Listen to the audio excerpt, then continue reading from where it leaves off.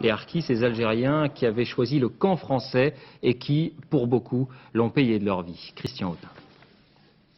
Nous sommes en Kabylie à la fin des années 50. Cet officier passe en revue ses toutes nouvelles troupes. Car pour répondre aux attaques du FLN, la France a décidé d'armer des musulmans.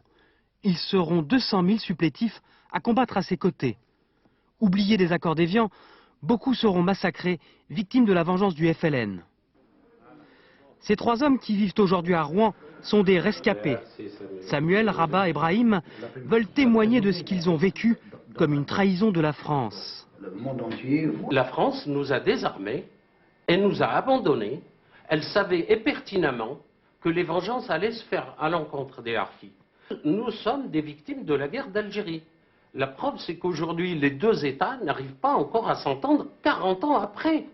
Parce que nous sommes la mauvaise conscience de la guerre d'Algérie. Contrairement à beaucoup d'autres, le général Meyer a refusé d'abandonner ses hommes. Il est alors lieutenant d'une harka au sud d'Oran. Et ce qu'il découvre en ce mois d'avril 62 va changer sa vie. Des charniers de harkis, des familles entières massacrées par le FLN. Je suis allé sur les lieux des massacres et reconnaître un certain nombre de corps, plusieurs fois. Voilà. Les corps avaient été suppliciés, c'était. Oui, qu'est-ce que vous avez constaté? Ils avaient été tués parfois sans usage d'armes à feu, c'est-à-dire tués uniquement à coups de pierre et transpercés à coups de baïonnette. Sa décision est prise. Il sauvera ses hommes et leurs familles en les rapatriant en France au cours du printemps 62. Eux auront échappé à la mort.